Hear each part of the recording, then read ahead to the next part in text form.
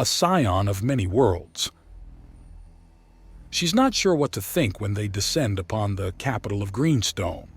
The enormous snake monster is being held by the Metak and the Moth and slowly brought down to the central square. The Moth is greeted warmly, recognized by the people as she steps away from the rest, more invisible for the furs that are wrapped around her than any amount of bending light. Thankfully, the furs aren't touching her directly and resting atop the silks for the most part. Then she pauses as she senses the older Metak, Bolkatha, behind her. "Show an old woman around, won't you, dearie?" she asks, and Zavaya blinks. "But I've never been here before," she protests, and the old Metak snorts in amusement. "Then show me around as you show yourself around. Big boy over there is going to be busy divvying up the prize and getting it properly stored." She answers with a wave of her cape towards the towering Urthani. "Why do they trust him?" Zavaya asks, and the old Metak lets out a huff. "That's not an answer." "Why do you not? He had every advantage to and many reasons to take your life. Don't think I haven't puzzled out the situation. You should be dead. If it were you that had conquered Miru while he ruled, then he would have died. But he conquered you, and you live." That's exactly it, though. That thing, whatever. Jasper is not acting like anything I know of. No one and nothing acts the way he does. Who conquers a country to immediately turn around and claim to save it? I mean, that's probably a good way to justify your invasion, but he shouldn't be fooling people this easily. Even the lower elements aren't so. I mean, you believe your people wiser than to be tricked? Bolkatha asks, and Zavaya nods. "Do you not trust them?" You were Queen of Miru, yes?" Bolkatha asks and receives another nod. "If your people were not trustworthy, not wise enough to follow the commands of you and your family, then why would you rule them? How would you rule them?" "We wouldn't." Having the sense to follow proper rule also means that they'd at least have some dissenting voices when they're being tricked, wouldn't they? Someone would see through it. They should. Unless, of course, his big trick is to be exactly what he appears to be. No better way to get power than to convince everyone that you deserve it. What? That's absurd. It would take an obscene amount of energy and focus to be such a thing. No one would have the energy, the time, or the knowledge. Perhaps different beings find different things challenging. That Ripcoil was an all-right combatant, but it was easily outsmarted with the Moth playing distraction, wasn't it? So you're saying he's just fit to rule? Maybe not rule, at least I don't know for certain. You don't know. Aren't you supposed to be giving me answers? Oh, dear me, dearie. No one has all the answers. You just can't live long enough to learn them all. And if what the big bug is telling us about the lands beyond Lakran, then it's not that you can't live long enough, it's that there's too much to learn. You believe his story?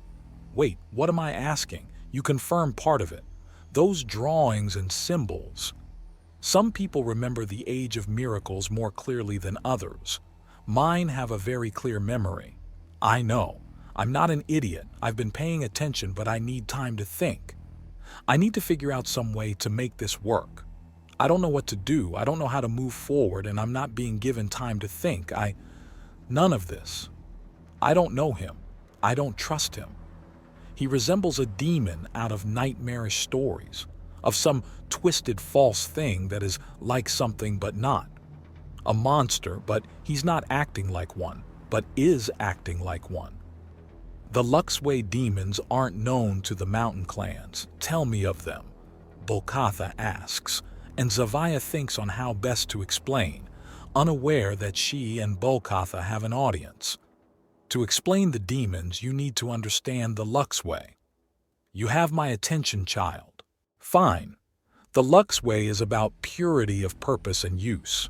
Arumenta are blessed and superior to other races. We manipulate the elements directly while others are forced to use tools to gain even a slight amount of power over the environment around them. We have no stone cutters because stone obeys. We need no forge workers because fire works for us. No need to form bridges because the waters part before. The winds blow at our whim, and we need neither fans nor mills to harvest its power. Darkness descends when we call for it, curtains or not, and light erupts where we will it. No need for candles or torches. All elements have their place. All elements have their power, and with the erumenta alone they are pure, untainted by the touch of rude tools. Every element has its place. The earth builds, be it food or tools or homes. The fire refines, turning base vegetation and meat into feasts, crude ore into gleaming metal. The water molds, shifting the weather above and the waters below to reshape the world around us, remolding the bodies of those around them as doctors and healers as well. The air moves, carrying message and song and goods to where they must be. The darkness brings safety and comfort. You sleep in darkness and keep your secrets within it. A pantry is dark for a reason. Light leads, it shows the way and literally illuminates the path ahead. And if someone goes against this, Bolkatha asks, quite aware of the growing crowd, then they have tainted themselves and must be stepped away from.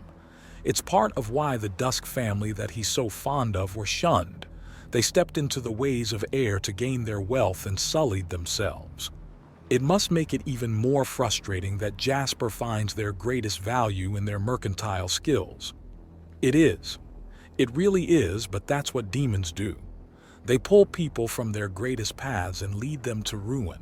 They are tempters, offering everything if you would just step away from where you are best placed and then leaving you to rot. Yet he pushes and pushes himself to ensure everyone is fed. He does not deny your calling to lead. He has not pulled anyone from their path, but permitted them all to stray and rewarded those who have.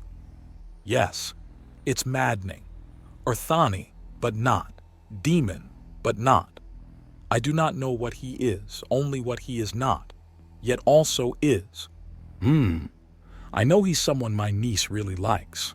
I know he fights like he's one of us, perhaps a little like one of your Ermunenta as well. I know he's a male, something that this world never had.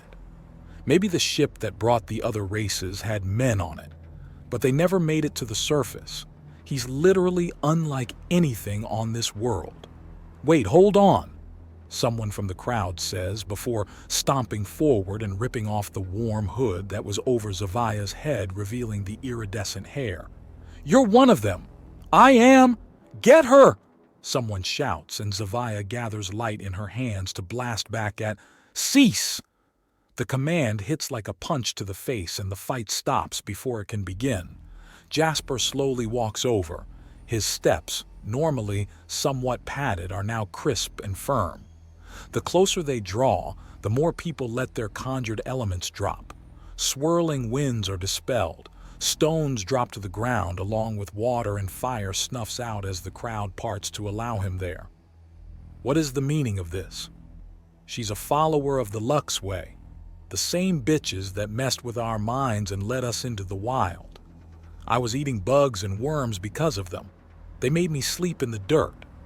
One of the greenstone Erumenta screams in a fury. Zavia flinches back from the furious air Erumenta. She's not even denying it. Look at her.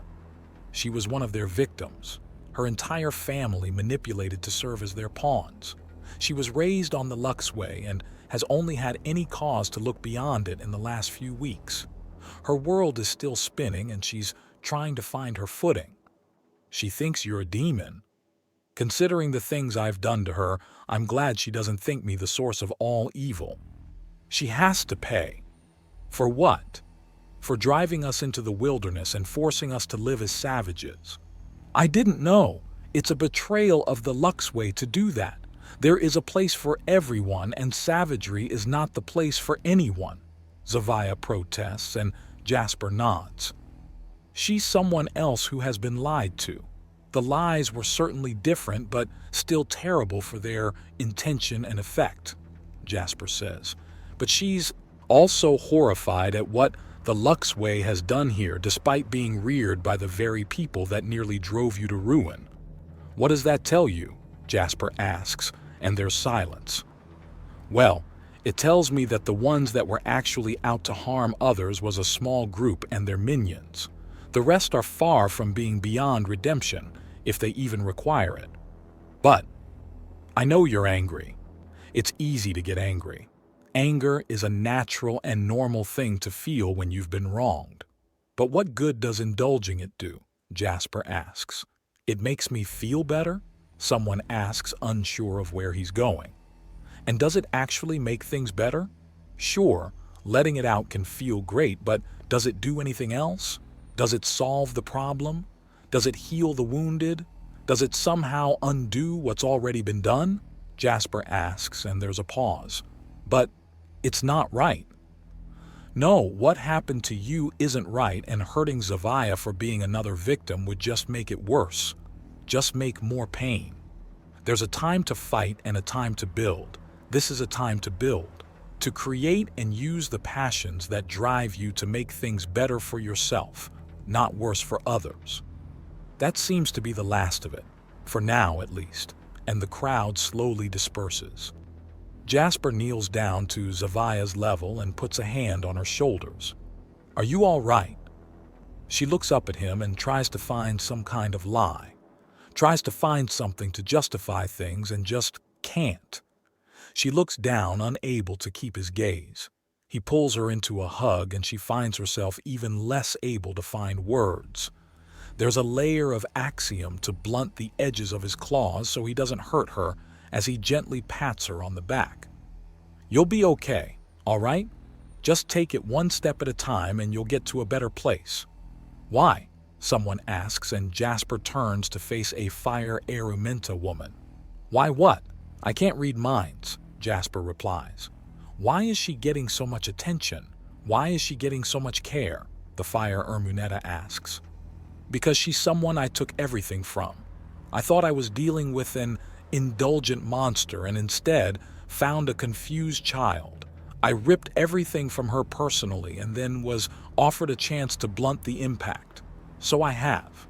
If I set her aside, she has nothing. If I set you aside, you have a home, you have family and friends.